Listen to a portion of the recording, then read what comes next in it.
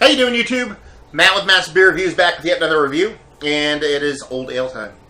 I always say I love Old Ale time because I do, and I love a lot of ale times. Barley Wine time, Imperial Stout time. Old Ale time is one of my classic favorite beers, so I'm super excited to give new ones a whirl I've never had before, and this is Old Tom's with chocolate. Yeah, never had this before. Super excited to give it a whirl. As far as what it says on the bottle, it says made with the world's best ale, 6.0% alcohol by volume.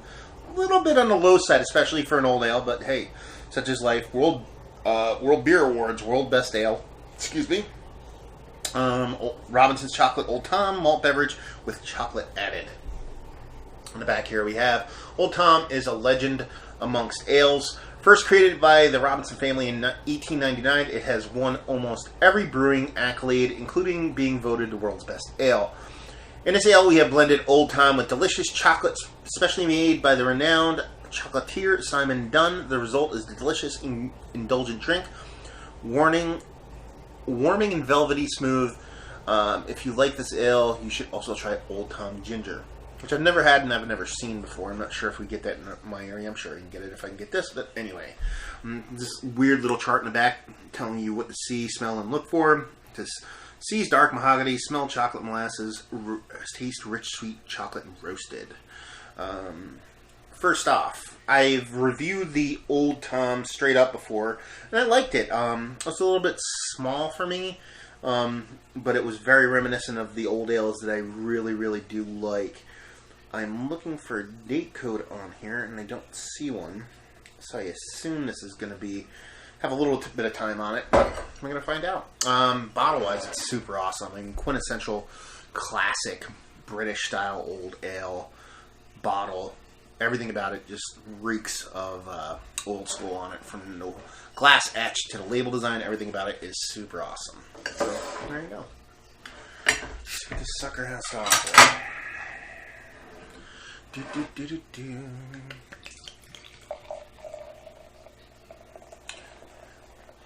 This beer has a crazy amount of debris sediment in it, so I'm going to try to get as much beer out of this on the first pour as I can without getting too much funk. Yeah, that's about it. There's a ton of stuff going on inside there. Got a ton in the glass too, but I don't mind a little bit of sediment in my beer. I'd say about a finger and a half, 2 fingers full of head. It's got a unique, almost like slightly reddish tint to it, almost like a cherry color. It's probably from the chocolate. Bring that to the head. Decently creamy top on it. Looks like it's not going to stick around all that long. Color-wise, somewhere between a brown and a red mahogany. It's kind of like a middle ground. There's so much debris floating around in that sucker. It's kind of hard to get a good eye on it. Doesn't look like there's really all that much carbonation going on. But yeah, I mean, looks like an old ale, especially with all that funk floating around in there. So, yeah. Let's see what she has on the nose. You definitely get chocolate in there. It's not in your face. It's not punching you in the face. But the first thing you get in there is this nice, smooth, fluffy, like baker's chocolate out of it. And then just backed up by just this real subtle, sweet malt to it.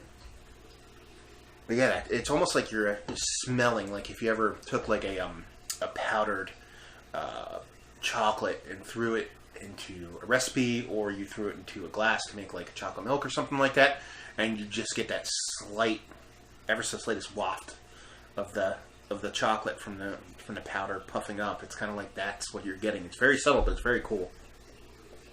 Zero booze whatsoever. I mean, 6%, you wouldn't expect that.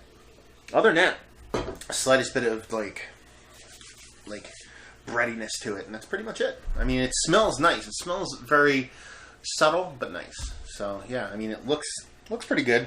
I mean, most people would be put off by that amount of funk floating in the bottle, but not me. Smells pretty nice. Let's see what you taste like. Cheers.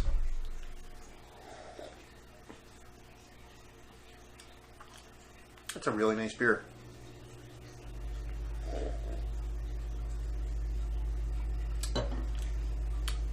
It tastes exactly the way I thought it would taste.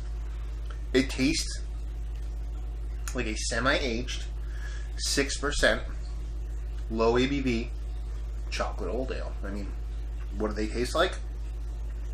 The ever so slightest, the faintest old ale remnants are there. The literal, just the tiniest tinge of toffee and caramel to it. Then it just backed up by that fluffy little bit of chocolate going on. And that's pretty much it. I mean, it sounds pretty basic, but it's very delicate and very nice.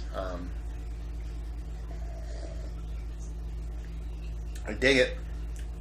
I definitely dig it. At its price point, and we'll get that in a minute, it's a little too small of a beer to be being the price that it is, but it's a nice experience to have. I mean, like I said, I did review their base one, and I thought it was quite nice, so I figured, screw it, pick this one up, do it, and probably upload them at the same time, and have people, if they've never seen it before, and kind of wonder what it's all about, give them a little bit of info. Yeah, it's a really nice beer. It's the absolute definition of unoffensive. It's so drinkable, it's not even funny. But with it being lower in ABV, it is lacking in oomph. It's lacking in mouthfeel, and it's lacking in flavor. Like when I think of old ales, I think of robust. You know, that robust toffee, the caramel. You know, just that's what you get when I think of old ale. You know, aged old ales. You know, that kind of pruny, raisinette-y kind of flavors going on. Since it does have a lower ABV to it, it's kind of lacking in that point. So that's a little bit of a bummer, but it's not because you know that going into it. Especially, you know, you're looking at 6%. It's blended with chocolate. You're not expecting something to be huge. You're expecting it to be drinkable and delicate. So it delivers exactly what I thought it would. Rating-wise, I would give it an 86. Really nice beer. Just lacks that oomph that you can get at 6%. You should be able to get it 6% at a brewer just to take it next level. Value and availability, like I said, that's kind of where it's a little skew. It's $5 a bottle from where I pick it up. You know, so you're looking at $20 for a 4-pack. It only comes in singles. You know, for beer like this, I'd want it to be around $3 a bottle. But, you know, for a unique, singular experience, it's definitely worth the money. Availability, I've only seen it one place ever, so I'm going to give it availability of a 3. Again, northeastern Pennsylvania, your mileage may vary, but for me, not something I typically find. So, but really nice offering. I mean, the first one, like I said, it didn't blow my doors off. It was quite nice, and this one is much the same. I'd prefer the original over this one. That bump in ABV just gives it that little bit of pop that I'm looking for. But overall, it's a pretty nice beer. So there you go. I mean, if you're into old ales and chocolate, you just want something a little bit different, just give something a whirl. It's definitely worth giving a try. And if you like English ales in general, I mean, if you're that person, you know, it's always worth giving a whirl. So there you go. Another review down. Hopefully you guys enjoyed your review. If you did or you didn't or somewhere in between, please leave a comment in the comment section below and like and subscribe and all that fun stuff.